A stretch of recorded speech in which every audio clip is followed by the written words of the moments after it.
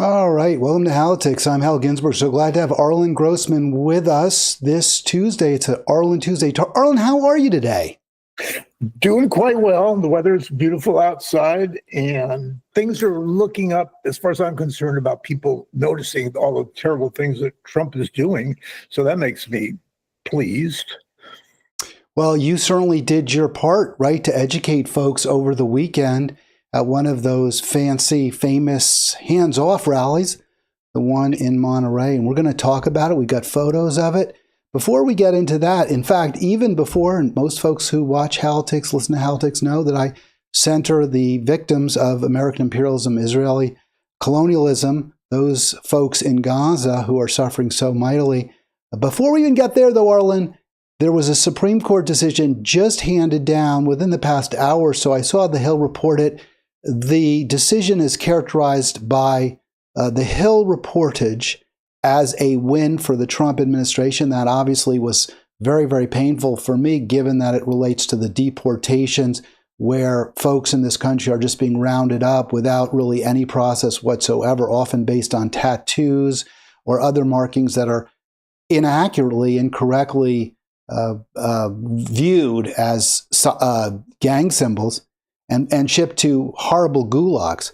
But you said that while the decision in the moment doesn't look good, there's actually some silver linings. Maybe tell us about that, please.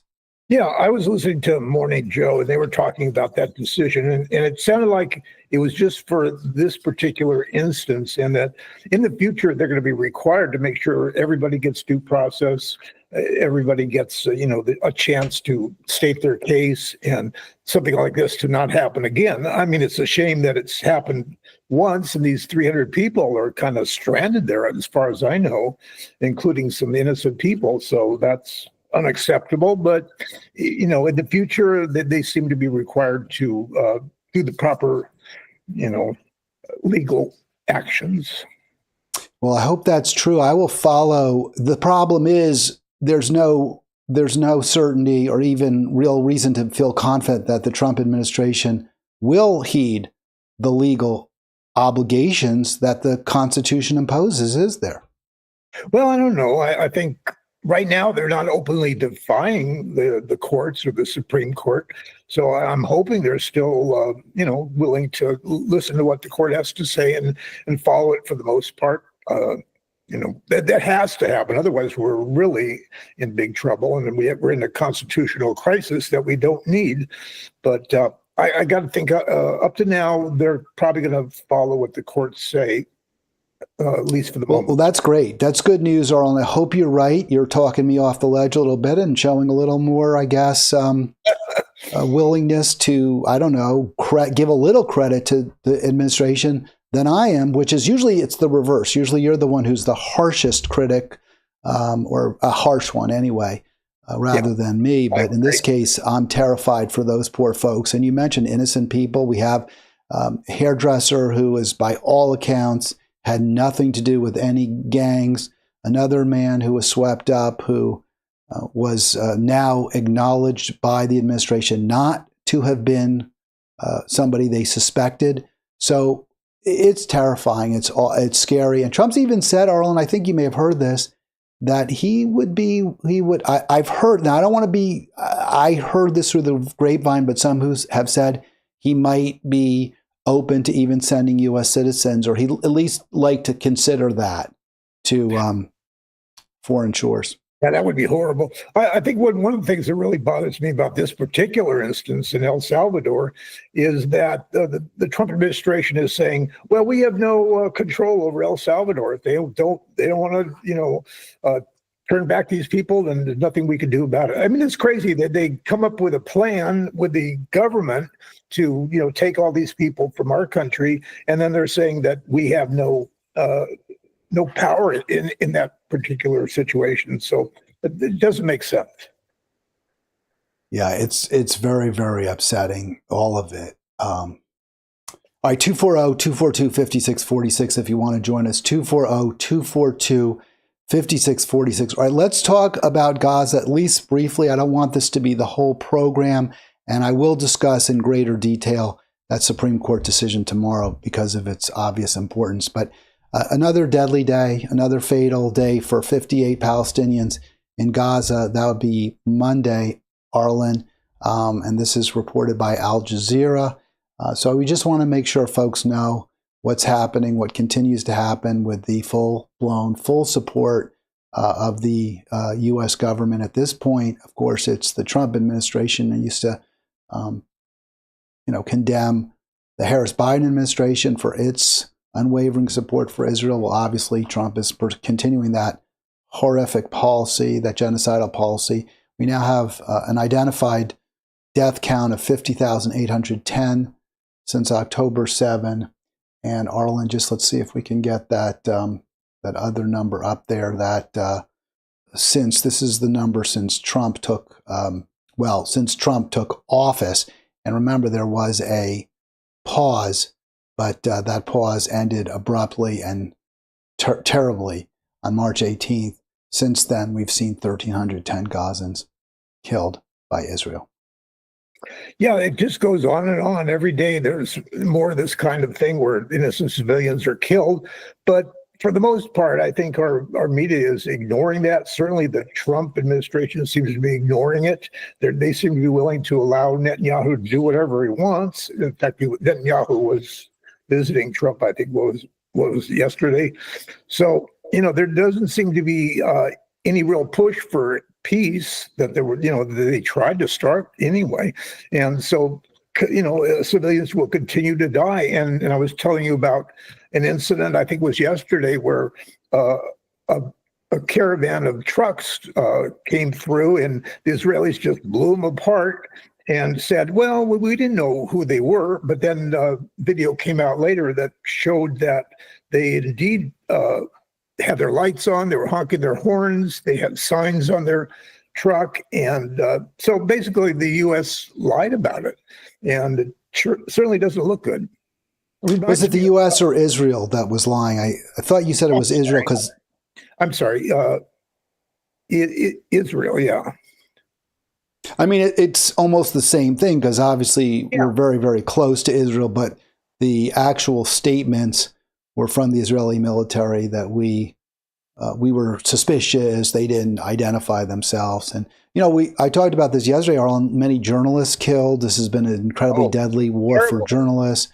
We know children are targeted. Dozens of aid workers, if not hundreds of aid workers. It looks horrible. I mean, it's just indefensible as far as I'm concerned. Arlen, you and I are both Jewish by birth. Does the fact that the Israel is known as this Jewish state, does the fact that the leadership there is Jewish, does that make this more awful for you, or do you just feel like it's just humanity's inhumanity? Well, it does make me feel especially bad. Israel has always been a relatively, liberal country in a lot of ways, but Netanyahu's been in power for so long. He's kind of like Trump, and he's stayed pretty much on the right side of the political spectrum. And, he doesn't seem to care about what others think. And I was looking at his approval ratings in Israel because I was wondering, how could they tolerate that? How could people tolerate that? And it actually is going down. The people of Israel are not happy with what he's doing, but I don't know if they're going to do anything. They haven't done anything yet. So I'm hoping. Well, they don't have elections scheduled on a regular basis. Instead, the prime minister calls the elections, and Netanyahu will call them at a time when he feels he's most likely to win. And even then, he lost the last go round. He didn't get a majority. His party did not, but the opposition simply could not coalesce behind any alternative candidate. And so in the end, the conservatives were able to rally the right wing to back him, and enough of the center as well. So it's a very, very upsetting situation. It's and I think, worse than that. History is going to judge Israel very, very harshly. And I think us too, confident us too for supporting them. Yeah, and I think Netanyahu it went up in popularity, a few months ago when, he was doing so good militarily.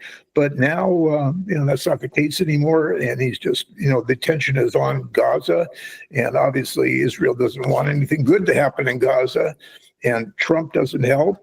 He's thinking, well, we could make it a resort or something and get rid of the people there. But Trump is totally unrealistic, of course. And nobody seems to be, in fact, foreign policy is just not being talked about much at all. I mean, Ukraine, Trump promised, we'll have peace the first day. And, the Gaza situation. So I guess all the attention is focused on domestic policies and especially economic policies right now. You're you're listening to, you're watching Halitics. I got the little thumbs up, so click thumbs up if you like what we're doing here on YouTube. And yeah, we're back on YouTube, so I'm excited about that, Arlen. That was kind of a nice little check I got yesterday in the mail, if you will, when I looked and I saw that the 1 week suspension was over. I'm going to really, really make the effort to not make the mistake I made last time. This platform does a lot of good for me. And we've actually seen, I think you even mentioned, maybe it was you, there's been a kind of a noticeable tick up in the number of viewers and even recently subscribers. So I'm pleased about all of that. I don't want to lose that. I'm particularly happy about the fact that YouTube is monitoring what's being said on their site, because, some of the others, the X and Facebook and all that seem to be not interested in monitoring what's being said, and they allow a lot of hate speech, a lot of false information. So if YouTube is paying attention and trying to be at least accurate and reasonable, I'm happy about that. All right. Well, this is what democracy looks like. You talked about that yesterday or actually 2 days ago, Sunday. This is folks speaking their minds and protesting against what the government is doing. I think that's what you meant. And that's, of course, what this program is about, too, a dialogue, a conversation. We'll get into just what was said. And I asked the question, is this what democracy looks like, rather than stating it as a bald assertion as you do. And the reason, Arlen, is because while I agree with you that that rally, the protest, however you want to call it, the anti-Trump signs, some of them vulgar, I would say, do reflect speech that absolutely must be protected and in a democracy is protected. But I would make the argument that that is not enough to reflect a democracy. Democracy also has to include leadership that is responsive to the people, that governs in a manner that puts the interests and the wishes of the populace first. And I fear that we have not had that for quite some time. Yeah, this is what democracy looks like, I think. And unfortunately, we're limited as to what we could actually do about this administration, being that they control everything. So, but at least it shows me that the people are paying attention, that people notice what's going on, especially they're going to notice with the stock market crashing. And, so I think that this turned out to be a nationwide thing, hundreds of demonstrations all over the country and in cities around the world. So I think that, that's what we need. We need pushback. We need Trump to understand that the people are upset. And I don't know, again, I'm not sure what can be done, but whatever can be done, it'll be a lot easier if we see that people are upset with what the administration is doing. All right, Arlen, in that paragraph that you posted online, you listed several different issues that were brought up by the protesters, including destroying the government, kind of a more general statement, but then more specifically abandoning Ukraine. You and I, of course, see that conflict very differently. I would like to see us completely end our support for the war with Russia by negotiating a ceasefire, which I think Trump actually is kind of trying to do. That would be one of the only areas where so far he hasn't completely, in my view, effed the pooch, but we'll see going forward. Turning a blind eye to Netanyahu's war crimes, absolutely. In fact, facilitating them, right? Making them even worse. Assaulting American democracy, no question that's happening, especially the treatment of immigrants But there are many other areas as well. Using the bully pulpit to leverage law firms to do his bidding doesn't seem very democratic. And we can talk about the economy going forward. I have a question. And I asked you this beforehand because, and let me just actually, maybe I should preface it by showing you what this was the actual flyer that was circulated by the organizers of this rally. Do you know them? You said you were not in contact with them. Was there any, maybe put it this way, was there any kind of curating of signs or of messages that were being shouted at the event? I didn't see much of that, and I got to tell you, the signs are so clever and creative. But actually, everybody was protesting everything. It was basically an anti-Trump, anti-Musk, protest, and so you had a lot of issues coming up: women's issues, gender issues.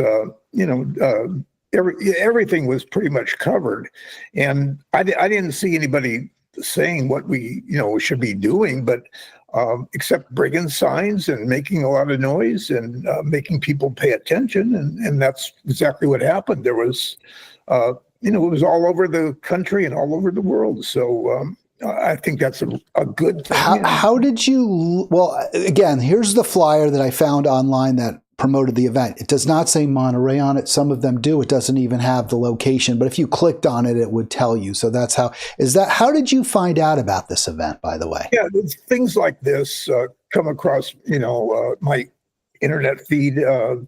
Didn't for a while, but now I make sure I'm on it. But I think the overall national sponsor of all this is Indivisible. They're a very powerful organization and I think that they're the main well, they're tightly connected also to the Democratic Party. The whole idea of the Indivisible movement, which started in 2016, maybe the end of 2016, beginning of 2017, was that we're all going to be indivisible. We're all going to be together in opposing Trump. We're not going to be, picking at each other, criticizing policies of other Democrats. We're not going to, which is, of course, completely opposite to my viewpoint, which is that we should be harshly critical of Democrats, and that the Democrats themselves are a large reason we have Trump in the first place.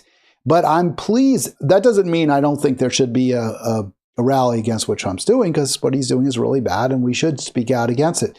But I'm glad to know that, at least with respect to Monterey, you were not directed to steer clear of certain issues or focus on others. Were there speakers at this event? If there were, I didn't see them because it was spread out pretty darn far.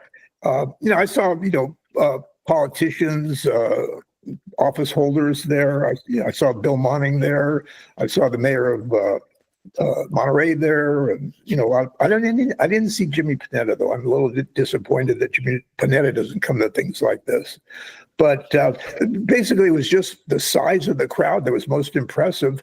And the number of cars that went by honking and shouting and giving us the thumbs up was amazing. I mean, there was a lot of activity, a lot of action, and people seem to be feeling pretty good about their chance to protest what's going on.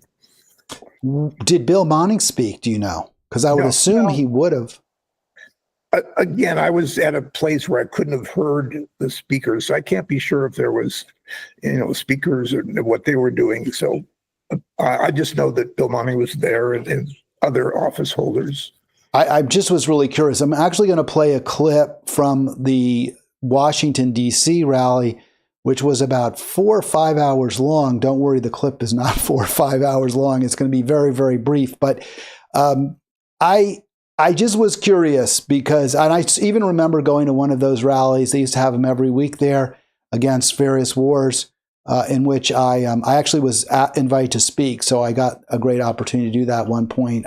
So I was thinking they must have had some speeches. There must have been some topics that were addressed, but you're not. You weren't listening. I mean, or if you were listening, you couldn't hear them. So I guess it doesn't even really matter. Right. Arlen. Yeah, I was too far away because of the size of the crowd, and so that's a good thing. And I think the main thing is that people were there and protesting with signs, and obviously, very upset at what's going on with the Trump administration, and so were the people going by, and lots of people, and of course, all over the country, there were many of these types of demonstrations, big ones in Washington, D.C. and New York and some of the large cities. So I was quite pleased. All right. So again, you're watching Halitics, and you can join us on Facebook, which I strongly urge you to do if you got a chance, because that way we continue a dialogue. Even if we don't talk to each other on this program, we can certainly talk through social media, and it can get really heated, but I think it's still more important that we talk even with those who have very different views. Yeah. Arlen, I'm putting up the flyer that was circulating. Again, they don't put the locations. I guess it's on each Mobilize page, which particular rally was being promoted. But here, this is what I took directly from the DC rally. And they do lists, right? They itemize the issues that are going to be centered. And I circled NATO because I thought that was really interesting that they would, and again, it's indivisible. Some have criticized that. Some have said, I would be one of those, that NATO really shouldn't be part of the hands-off rally. NATO is, that's a military organization, and Democrats and the Trump resistance probably shouldn't be arguing that we need to be fully funding this military group. Do you have a problem with that? Do you disagree with? Do you not care? I don't think people paid attention to these kind of things. What happens is you go online, they talk about a protest, you put in your zip code, they tell you where it is, and you go down there, but they don't tell you what issues they're going to cover. And, there was just a lot of these things were covered. I didn't see any signs or anybody saying anything about NATO. There were people that were pro-Ukraine, of course. And well, you were one of them. You had a sign that was, or at least it was an anti-Putin sign that I did feature on the flyer, Arlen, although I did not put you on it just because I didn't feel like that was appropriate. I would have needed your support, your approval. That really wasn't my sign, but I wanted to get up, so I go up to the nearby sign, and that's the one I took. Well, all the better. Then it's especially good I didn't put you in that image, right? If it wasn't your sign. I'm glad I did not. But we can show the sign. I'll show it right here. It's in the bottom right. But yeah, I guess other folks had brought it. But there. Oh, Arlen's gonna. Oh, let's see. I can't. Well, I'm gonna just. I'll let you show. But there you can see bottom right, Trump, Putin's, and then the B. We're gonna get all of that T-shirt in just a second, Arlen. I promise you. I promise you. I'm somewhat pleased to hear. I'm pleased because I just think that sign in the bottom right of your screen there. I don't think it's helpful. I don't think it moves us forward in terms of trying to resist Trump, but maybe I'm wrong. I don't know. Do you have a quick reaction to that? Well, it's just that there were thousands of signs, or at least hundreds of signs. So I don't think any one particular stood out. But yeah, there were some that were maybe questionable. But I think for the most part, most of them were just clever and funny.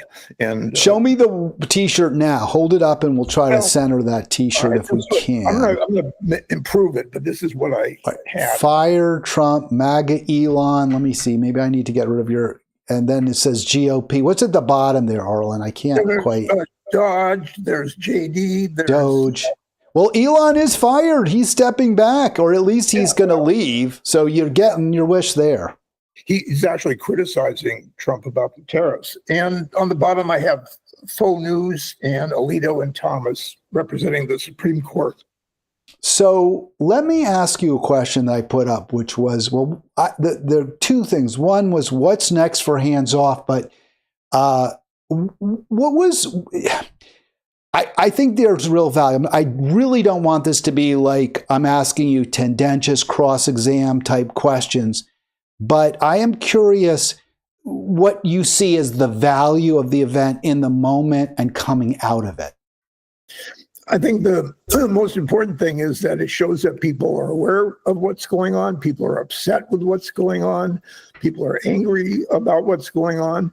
And they came out in big numbers to prove it, to tell the Trump administration, hey, we're not happy. We need some changes. Now, what good will it do right off the bat? I don't know. But if it continues and they have more protests in the future, maybe that will influence some people in the government. Do you think these events basically serve only to bring together people who already are strongly anti-Trump, anti-MAGA, probably people who at least periodically watch MSNBC, CNN, have, as you point out, very harsh views of Fox, but they're not going to expand the potential opposition the way perhaps, or I would say, in fact, Bernie did expand the potential electorate in 2016 for a progressive?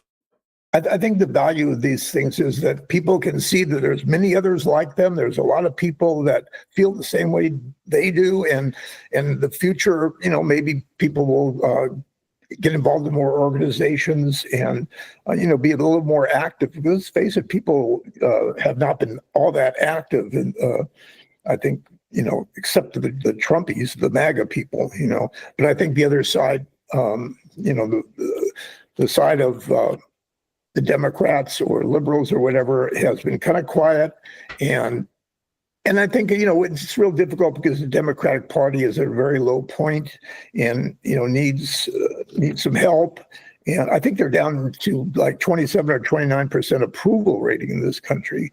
So, Trump is going down too, but the Democratic Party hasn't figured out yet what it wants to do and what it will do. And we'll just have to wait and see. All right. You're listening to Halitics. It is a Tuesday with Arlen. And I am curious about what you just said. It's certainly true. I think the Democrats are at a low point. They're very unpopular. They're less popular even than Trump. They're less popular than Republicans. Why, Arlen? I mean, is it, I mean, I why I think they are, but I'm curious why you think they are. Well, because they lost the election and too many people believed all the things that they heard about Trump and MAGA, and you had a lot of media sources that were pushing the, Trump issues and, kind of making the claim that Biden was the worst president in history. The things that Trump would say, they would repeat a lot of what Trump says, which usually isn't very accurate or fair. So, but I'll tell you one person that I think really. Let me just be a little pointed here. So you don't think the function of Democratic unpopularity relates in any real way or any meaningful way to their failures, to their mistakes, to their policy, glaring policy errors, and corruption? Well, you're right about that. They need to, think about what they have to do in the future and what positions they have to take and how close they need to be with the billionaire class. And of course, you've got the Supreme Court that says you could put as much money as you want into elections, and in fact, buy elections. Which, it's tough. It's tough. Let me cut you off there because I want to follow up on that specific answer. Do you think, and I was thinking a lot about this today, that one of the reasons you're reluctant, and there's a lot of reluctance, I think, on the left to criticize the Democrats, are you reluctant to criticize the Democrats in part because you believe it would help Trump? No, I think the Democrats need to be criticized. I think they need to make some major changes. And, I'd like to see them kind of step back from the corporations and the rich people and see if they could just get the average working class people. That's what they need to do. And so they're going to have to make some changes and start thinking about things like that. I think one of the great things that went on in the last few days was Cory Booker and his 25 plus hours breaking the record of Strom Thurmond for speaking at, on the Senate. I mean, he said some great things and he's kind of the hero right now. I've seen him on a lot of TV talk shows. So we need more people like him. All right. Well, I'm going to avoid more criticism of Booker. I've already provided plenty in other programs. But I think what Maxwell Frost, that's the Florida Congress member, you're going to see in just a moment. You can see him, the clip there that I'm about to play from his appearance in Washington, D.C. I think he kind of responds to what you're saying briefly, and I want your thoughts. So let me play the clip right now. It's very brief, fortunately. We need direct action. We need a legislative strategy. We need to be in the courts litigating, because I promise you, our opposition are not leaving any tools in their toolbox. They're using everything they have. And it's insane because there is such international solidarity in the right-wing fascist movement. January 6th here, January 8th in Brazil, funded by a lot of the same people and organized by a lot of the same people. All right, I'm going to stop it there. He went a little further than I needed him to in that little clip, but he makes the point, and I think correctly, that we're in a very fraught period of time, not just nationally, but internationally, that there's united right-wing movements. And his response, Maxwell Frost, is we need a legislative strategy. We need a protest movement, a loud, proud protest movement. So does, in your view, Cory Booker's filibuster, as it's being called, although others are saying it wasn't really a filibuster, does that fit into that, quote, legislative strategy? And what is, if any, the legislative strategy of the Democrats as you understand it? Well, or don't they have one at all?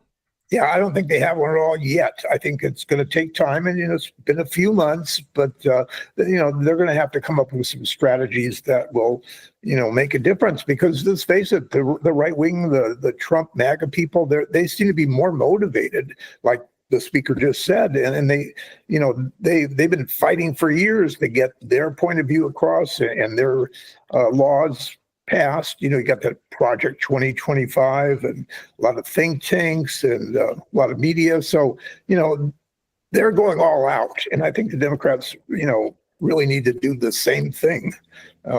Otherwise, they're going to get swept aside.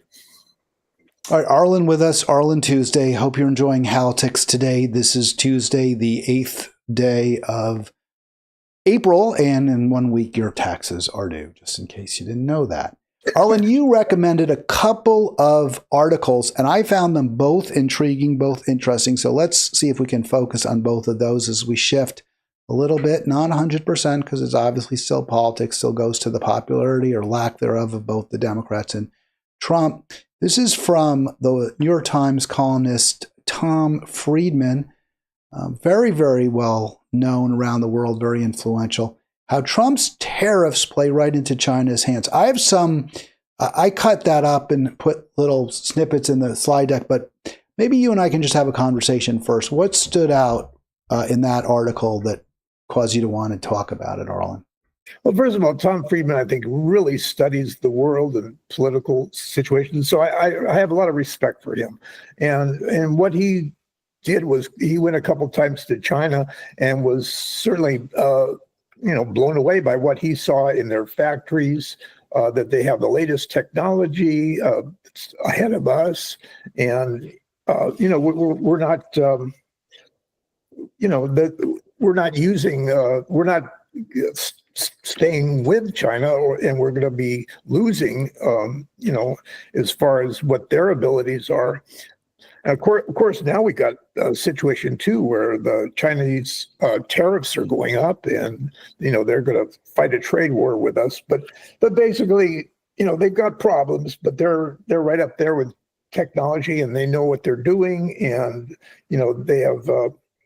They're working. They're doing a lot better as far as education with science and everything else than we are. Well, I just put up, I think, maybe the paragraph to which you were referring, and I don't dispute. I mean, I haven't been to China. I assume I know that, in fact, I have good reason to believe Friedman's accurate rather than the converse in his description. But I'm not. I will say this way.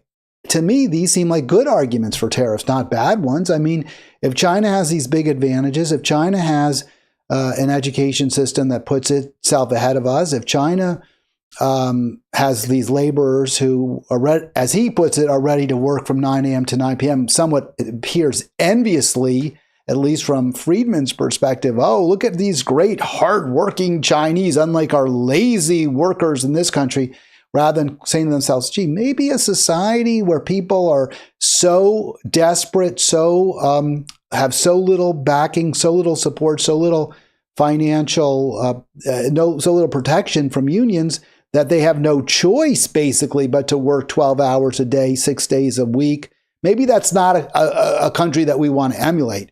But putting all that aside for the moment, if China has all these advantages versus the United States, isn't that a really good reason to impose tariffs against China? Well, I'm not sure how well tariffs do. I'm not going to argue that point with you, but it looks like at least the Trump administration is pretty much gutting so much of our government now. So many government jobs, so much science, so much medical. They're just trashing our government and making it smaller and less effective. Well, China is the other way around. They're trying to get stronger and make improvements, and we're going to get left behind if we don't start thinking about that. I agree with you there 100%. We absolutely need a government that supports the education system here, that promotes innovation, but that also, unlike apparently China, he acknowledges this, provides a very tight safety net so everyone has enough, and at the same time taxes the wealthy so no one has too much. But the article, and again, I want to be like too confrontational, but this article specifically, at least the headline is how Trump's tariffs play right into China's hands. I agree with you, Arlen. The way Trump is just pulling massive threads and strings out of our entire infrastructure is going to devastate us. It already is. But this is about tariffs, so I'm trying to understand why the fact that China clearly has advantages over our manufacturing is an argument against tariffs.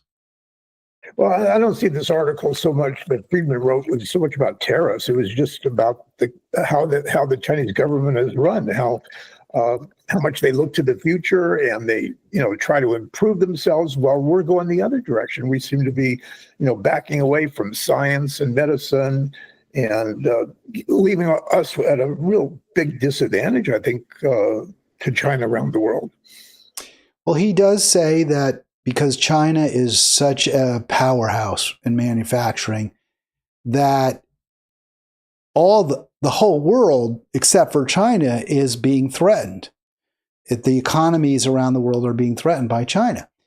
And so he argues we need a united front to say to China, you cannot make everything for everyone.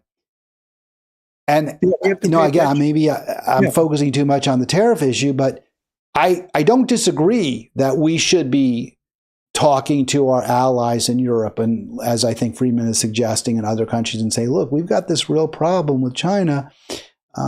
They have a massive labor force. Their workers are paid far less than our own. They have other advantages that make it more difficult, that mean our domestic manufacturing can't right now compete with them. But all of that, to me, again, wouldn't make an argument against tariffs. It might be that we go to Europe and say, hey, we all need to impose tariffs against China. Now, I guess Friedman's saying we shouldn't be imposing tariffs against Europe, and maybe there's a point there. But I guess I just didn't feel like he was convincing me there. His observations, I accept. I feel like they're actually an argument. They're not a good argument against what Trump is trying to do in any event. Well, I think if you boil it all down, basically, it's that China has a vision.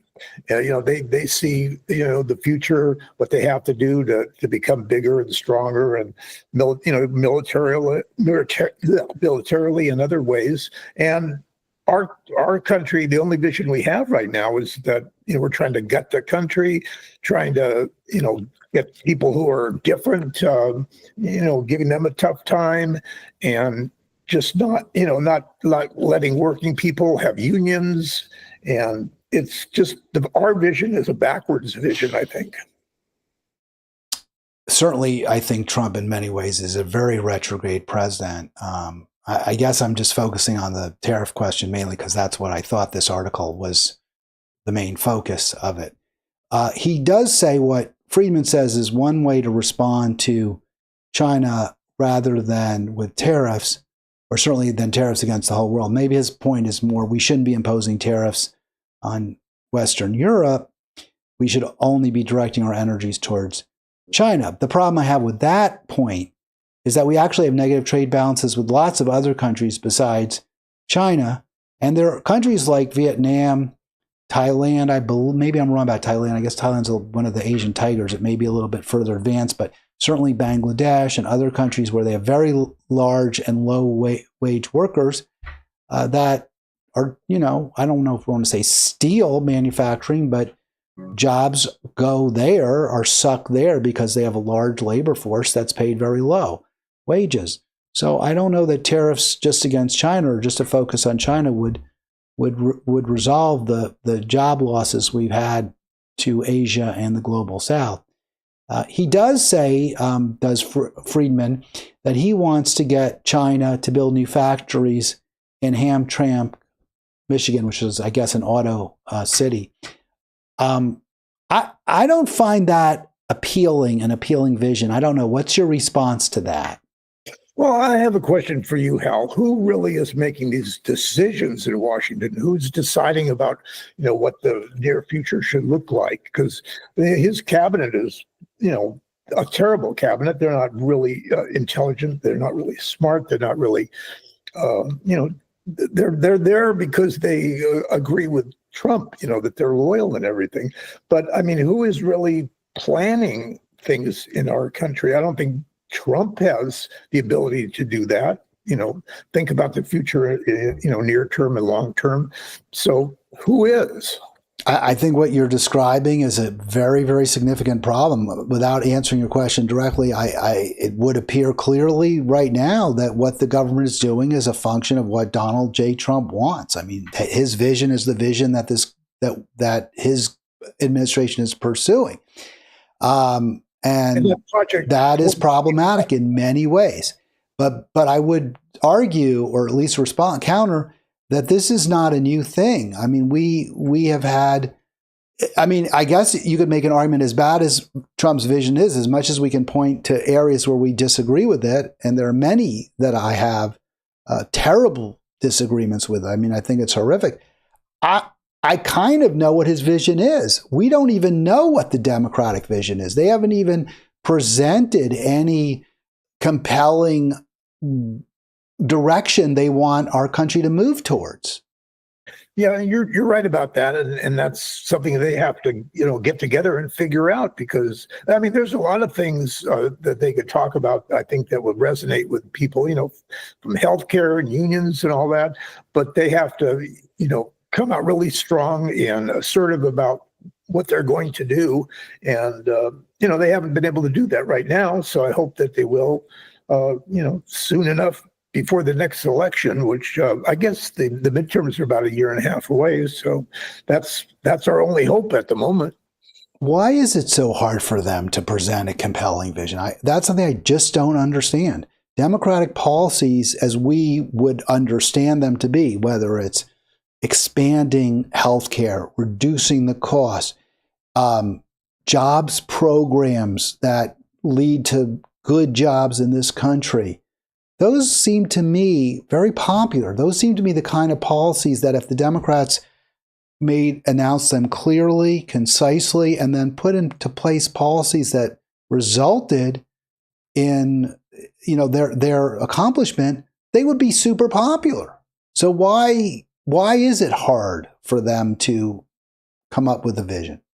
Well, I think for one thing, they've done fine, the way they are. They're happy to be in the position they're in. But they saw in this past election that it's a very weak position that they're in right now. It's in those things that you're talking about. I think the Democrats have tried to push some of those things through Congress, but they're not getting very far because the Republicans control Congress for the most part, and they're always fighting back against anything that would be progress for workers or middle class or lower class people. the Republicans, much more than the Democrats, are totally, in. I mean, they're totally loyal to their corporations and their donors and the big money. And you don't think the Democrats are as well?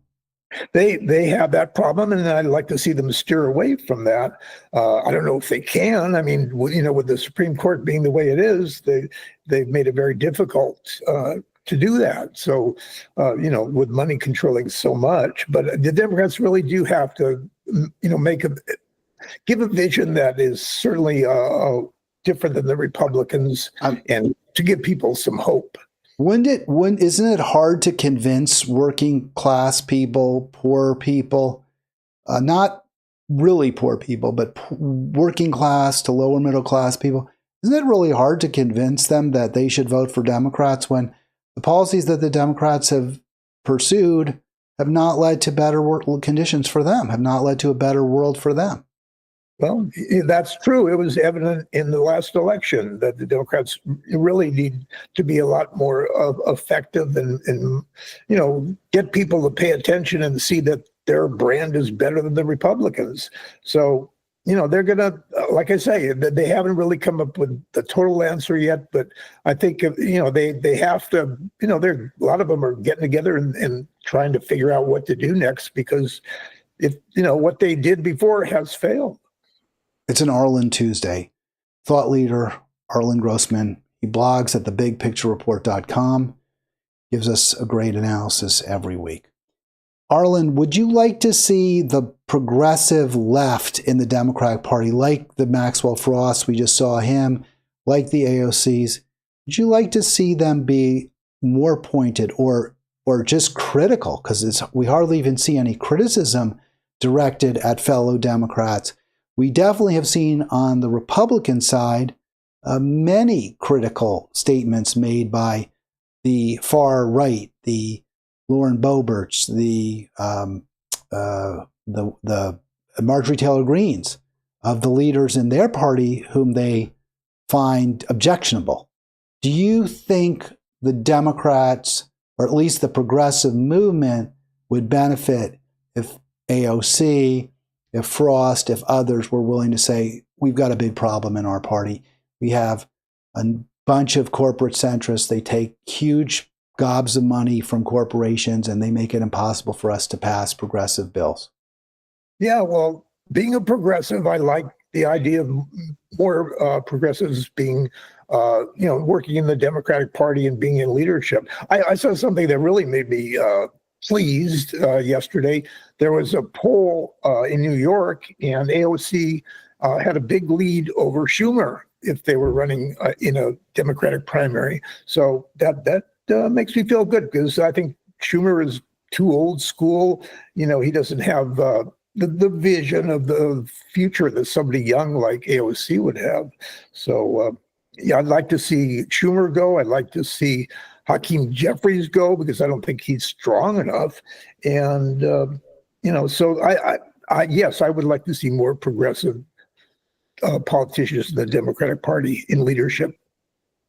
Arlen Grossman with us. So Arlen, this is what I posted from the Friedman piece. One more clip there, and then maybe we can move on to Michelle Goldberg, also from the New York Times. But I highlighted a sense that I would assume you agree with, that with this Iraq leadership, and it is clearly erratic, our country will be irredeemably broken. In other words, we can't wait for those midterms that you just mentioned. What's your response to that? And do you, in your answer to that question, could you tell me whether you think we're already irredeemably broken? Well, we're very broken right now, and there doesn't seem to be any immediate solution, just because of the House, the Senate, the courts for the most part. Republicans have the advantage, and the Democrats have to start coming out and talking more and emphasizing what they believe in more. But right now we're kind of broken in the fact that there is really no easy answer. There's nobody that's going to come along and change things, except maybe the Supreme Court, and they're we can't rely on the Supreme Court, obviously, but it'll be interesting too to see how Trump and his administration reacts to some of the various court decisions. Yeah, I hope you're right. By the way, Arlen gave an analysis of today's Supreme Court decision upholding the Trump deportations, but also directing the administration to conduct future deportations in a very different manner. And so we appreciate that, Arlen. I'll get into it more tomorrow after I've had a chance to review that decision, because I sure haven't. And so I'm glad you did. Let's move. Go ahead. I just have one more thing to say about that, and that I was kind of surprised and pleased that in that Supreme Court decision, which I think was 5-4, that one of the four in the minority was Amy Barrett, whatever, Comey or whatever. Amy Coney Barrett. Yeah, she seems to be a little bit more open to different points of view, much more than some of the ultra conservative people on the Supreme Court. So if she could combine with Roberts on certain issues, maybe we'll have some decent decisions on the Supreme Court. Trump's Supreme Court justices in his first term are a rather interesting lot. They're not as doctrinaire across the board as Alito and Thomas, who are really the worst of the worst, worst of the worst. I find it disappointing sometimes. People talk about John Roberts. He's had his moments, but he joined the majority, I believe, in that decision. It's very unfortunate. He could have stood for the rule of law and for protection of folks on this soil legally, and said no to what the administration has done. At least ordered them to bring back the people who were wrongly deported, and he didn't do that. And frankly, I had said to my wife yesterday, Arlen, that I also had some hopes that Brett Kavanaugh and or Neil Gorsuch could join with the liberal minority. It's interesting that Coney Barrett, who I've tended to view as slightly more to the right than those two, but not as bad as Alito and Thomas, who are, I think, the worst, she actually joined the minority in the decision. So that's a very interesting point. Thank you for raising that. Yeah, we'll have to look at that entire decision and see exactly what it says, and hopefully it says that the rule of law applies here and due process applies here. And I think I think you will have people like Roberts and Comey Barrett coming to a more progressive point of view if Trump tries to push things too much in the extreme direction. In these matters, if Trump tries to bypass the courts, then I think we're going to have a problem. And I think Roberts and Comey Barrett might, be there for the defense of the court system. Fingers crossed. People can see I'm crossing my fingers there, Arlen, as to what you're saying. I think there's another factor at play here, which is that the Chief Justice may really be leery of provoking what he fears could be a constitutional crisis. In other words, if the court now orders the Trump administration to, for example, repatriate, or whatever the right word is, bring back the folks that it deported illegally, he might be afraid that the president would just simply say, no, I won't do that. I refuse to do what the court orders. And I think he would be afraid of what that might provoke. Now, I don't think that's a good reason to do what he did, because I don't like, and I have to read it. And like you said, I'm not fully versed in it, but I think these justices, especially if you're a Supreme Court justice, as the Chief Justice, you are afraid of provoking some sort of a crisis. It's just very, very sad that we're at a point where we're depending on the Supreme Court to stop some of Trump's actions, because they're very conservative Supreme Court. So, but at the same time, they have they're a couple of them are institutionalists like Roberts, and they have to make sure that the court is listened to and has power, and otherwise we'll be a total dictatorship. So they're not the best people in the world, but I think they will hold firm on certain things that if Trump gets really out of hand. Well, we certainly have to hope so. Arlen with us. This is a second column or opinion piece that you recommended to our attention. This is by Michelle Goldberg, and her question, why did so many people delude themselves about Trump? We'll get into that in just a moment, but I just have a question for you, Arlen, because you recommend some of these pieces from the Times, and I'm happy to go along with them, whether it's Nick Kristof or to discuss them. But I'm often, and I wasn't that critical of Friedman's article. There were some things I didn't agree with, but I thought on balance he did a good job with there. But generally, I'm critical of what's in the New York Times, pretty darn critical. And I'm wondering what your take, I mean, this is making this about me. It's a very self-centered question, but the people that I spend a lot of time with, like you, at least virtual time with, are in general very strong believers in the New York Times as a valuable, not impeccable source, but certainly a very credible, very reliable source. And this includes people who are very highly educated, people like yourself who are extremely articulate. You had many, like your letters to the editor that are published in national journals and the like. So, I mean, do you find it odd that I tend to be so often, if not dismissive, but very critical of the writing and the analysis in that paper? Yeah, I think you are overly critical, because I think they are really the paper of record in this country, and they're independent enough that they put a lot of negative Trump pieces about the terrible things that they're doing. They don't shy away from doing that, and Trump, of course, hates them. So I don't think they're hiding anything. I think they're doing the best they can under difficult circumstances. I think they have some great columnists.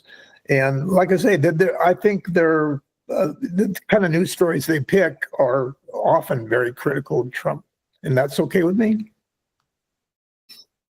Okay, well, you didn't really answer my question, much like Michelle Goldberg doesn't really answer her question either. At least I didn't get the sense that she did. I was sort of more wondering what your reaction was to my criticism of the New York Times. In other words, like, why? Like, do you say, what's up with him? Why does he do that? Or do you... because to me, the criticisms that I lodge are very self-evident, but obviously to you and to many others, they're not. So I'm just curious, because there seems to be such a significant disparity between our perceptions. Yeah, I'm not exactly sure what you're so critical of the New York Times about. I think, like I say, they put the news out there the way it is. They don't try to, make it sound good for Trump. And, I think they're very complete. They write a lot of, big stories and cover almost everything. So, I'm very happy. Well, I give them credit there. It's true. It's tremendously comprehensive, and they do really try to get, I think they, in most cases, not in every case, not invariably, but they, I think, try to be complete in their coverage and to be accurate. And generally they're accurate, right? If they report something, it's probably true. It may not be complete. It may be somewhat out of context, but it's very unlikely to be just outright false. Arlen, why did this column by Goldberg jump at you? And I already gave the idea, my opinion, that she doesn't answer her question, or at least the headline's question. Do you think she answered her question? Well, I think what I've noticed is that people are always saying, how did Trump get this far? How can he do what he's done? How can people believe the things that he says? And so that's something that I think people are unclear about and not sure about. So, she makes an effort to maybe help explain some of it. Let's see what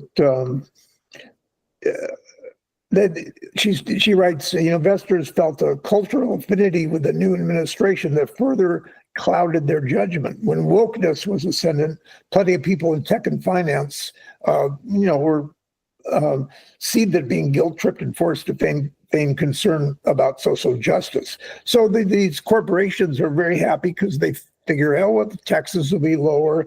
The Trump administration will be business friendly, and some of this woke stuff they don't like. They don't like the fact that they, have have to consider the rights and feelings of minority groups.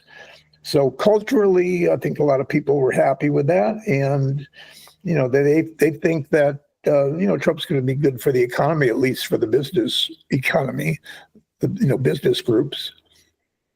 Yeah, you answered. That's a good point, Arlen, and that kind of is a nice rejoinder to what I said. That paragraph, because she does provide some explanation for why.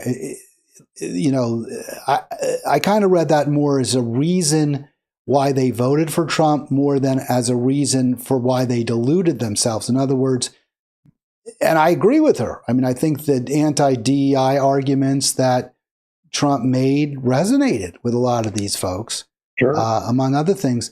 Did she explicitly, because I didn't see this and I may have missed it, and if she did, then more power to Michelle Goldberg. Did she explicitly mention taxes, that Trump would promote lower taxes on the billionaire class as a reason why he got the support of Wall Street? Yeah, because I didn't see that. I might have missed it though. That's why I'm asking. I'll tell you what. Instead of that, let me quote You mentioned taxes in your exegesis there, so I wasn't sure whether she did. Well, don't worry about it. We can look into it later. I have a quote here from the article, or you can look at it in a moment. But this is from Goldberg. We're stepping into the most pro-growth, pro-business, pro-American administration I've perhaps seen in my adult lifetime, gushed hedge fund manager Bill Ackman in December. So that, I guess, is an example, at least Goldberg would say, of a self-deluded billionaire hedge fund. It's just, he's just trying to get people to vote for Trump. I don't know that he believed a word he said. I mean, he just likes Trump because Trump is going to, as you pointed out, cut his taxes. And also Ackman is a huge Zionist, and he didn't like the fact that there were pro-Palestine protests on campuses, and Trump promised to crack down on them. So, I mean, I think it's kind of clear why Ackman supported Trump. But then he says this great quote, I think. I don't think this was foreseeable, he said, on X. I assumed economic rationality would be paramount. What an odd assumption to make about a man who bankrupted casinos. So, yeah, no, she's right. But did Ackman really believe that Trump would? And by the way, I don't see. This is a weird discussion for me to have because I don't really have the same problem with the tariffs that you and many others do. But Ackman does. Ackman surely dislikes the tariffs because they do cause. The tariffs do cause stock prices to drop. They may or may not have impacted on his hedge fund's value. But do you think he really did assume that, or he didn't really care? Maybe he's like, I'm so rich, even if Trump tanks the economy, no, what is it? There's some word for that. No disaster. You can take advantage of every disaster, something like a disaster capitalism, and I'm going to be fine, which I'm sure he will be. So I don't know that he's a good resource for Goldberg. I think people are basically surprised at how far Trump has gone. I don't think anybody predicted that he would be so strong about tariffs and make them such a big part of his, point of view. And, so and right now, there's certainly the business community, the stock market doesn't like what they see. So, I think people were surprised, and, we'll see what happens. Well, I'm going to just quickly put this up. This is from, I very, very rarely cite Kamala Harris for anything, but here I think she gives you a perfect explanation, dateline December 14, 2023, why the Bill Ackmans of the world supported Donald J. Trump. You're all people that have a lot of money. You're rich as hell. We're going to give you tax cuts. So, yeah, that seems kind of the reason. Yeah, they knew he would be pro-business, and that's what they wanted. They wanted to lower lower taxes, and they wanted all the, what he was seemingly wanted them to do for us. I mean, he's very pro-business. We know that. Well, he was pro-billionaire, right? I don't know if he's pro-business. He's pro-billionaire. And those are billionaires. So absolutely. Bill Ackman's a billionaire. He's going to get a big tax cut.